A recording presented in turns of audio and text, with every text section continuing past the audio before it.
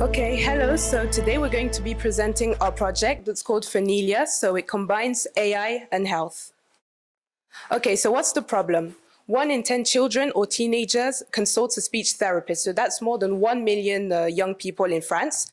And more than half of those patients are in primary school, so between the ages of 6 and 10. Most of those consultations are made because there's an oral language disorder, but the issue is there aren't enough speech therapists to cover the needs of all those children. And even if they have access to a speech therapist, there's another problem.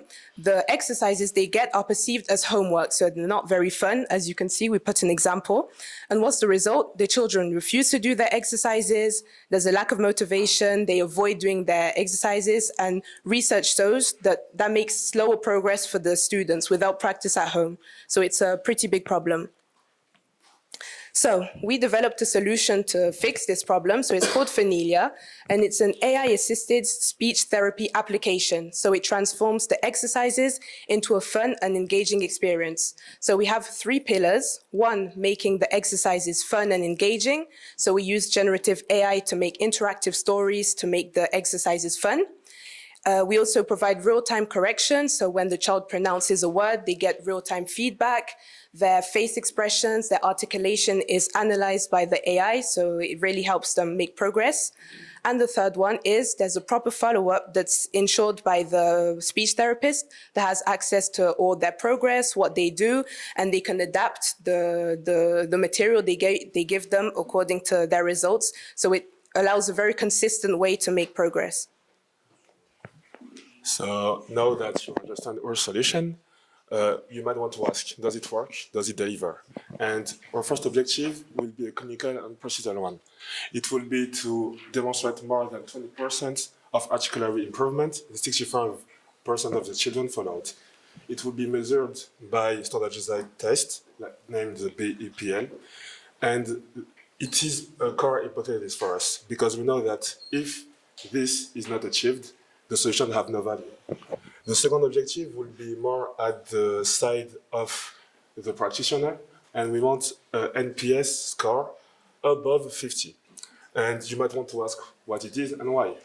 It is a score that means that the practitioner like the project, their clients are improving, and that is the mouth toward that will be our main support to have more clients. The fact that people are satisfied will be the main second objective, and will help us in achieving more things. And here is a prototype with Jesse. Okay, so we're going to show you a prototype so you have an idea of our solution. So we have the dashboard for the actual speech therapist, so where they can see their patients, etc., their sessions. They can also add exercises to give to the children, the type of activity they want, the level, the theme, so they can really personalize it. And with their patients, they can track the progress and also see the session, so they can see the different words they're saying, get an analysis to see what they should target the next time they see the child. And on the child side, they have a fun and interactive interface where they can do their little exercises, say the word, etc., and then get real-time feedback with the camera, etc. So we're trying to make it as fun and engaging as possible for the child. Okay, so you've seen the project. Now, is it viable? Our business plan is to charge the project €25 per child and per month. It will be directly billed to the therapist, and with a unit margin of €22, we know that each practitioner have a mean of 8 clients. It will mean that we aim to have a break-even in year 4. In total, we will have invested 1.7 million into this over the 4 years, and it will be more detailed later by Raji. But the last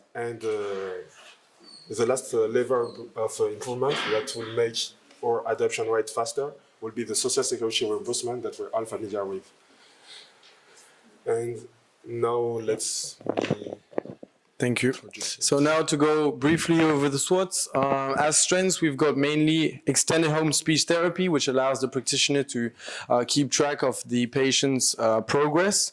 And we've also got AI-powered exercise personalization. That's mainly where we're putting our focus in this application.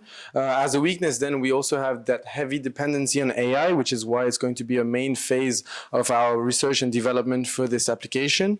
And as opportunities, we are going with the growth of the e-health and AI domains that are going to grow more and more over the future.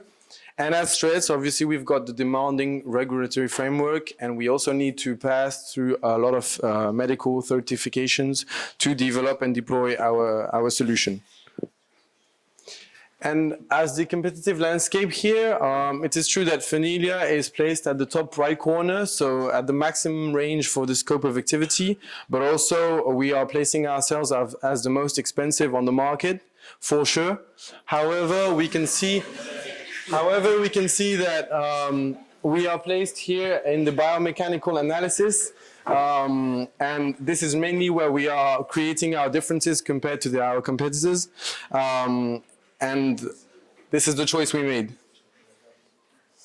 So now moving to how we're going to build our startup. So we are developing our startup in 4 phases mainly. Each phase lasts around 1 year. It has its own milestone, its own goal. The first phase will be dedicated to building our models as well as building the corpus to train our model. At the end, we'd like to have an MVP that respects certain latency criteria and model precision.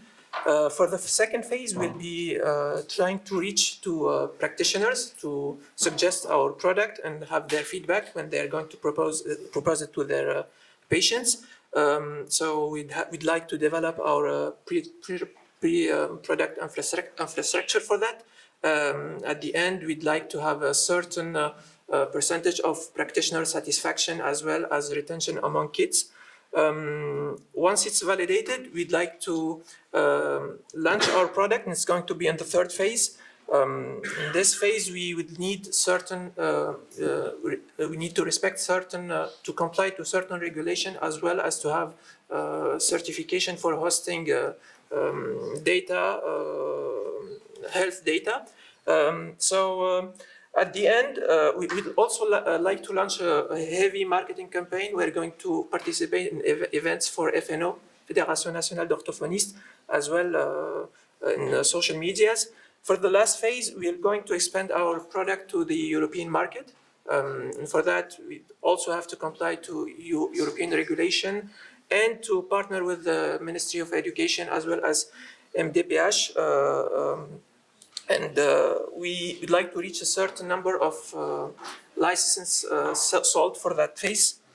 To fund our product, the funding is going to be divided as follows. For the first year, we need funding to build the infrastructure for training our models and building the project. So most of this funding is going to be in the salaries. But for the fourth and the third year, there is a little bit spending on the marketing part. To fund our project, for the first years, we're going to rely on non-dilutive funding. That means we're going to rely on grants, on aids, on tax credits.